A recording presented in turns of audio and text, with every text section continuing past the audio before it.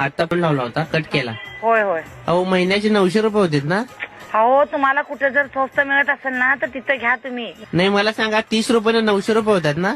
30 रुपयाला डबा आहे ना. होय 30 रुपयाला डबा आहे. मग 30 दिवसाचे किती झाले? 30 दिवसात किती झाले? तुम्ही बँकेत सर्व्हिसला तुम्ही हिशोब करा की. कॅल्क्युलेटर आणला नाही. आणला नाही काय? बर. अहो 3 त्रिक 9, 9 वर 0 परत एक 0, 900 झाले की वहिनी. होय. मग 1100 कसं म्हणताय तुम्ही? 1100 सांगितलं की नाही दर आता वहिनी?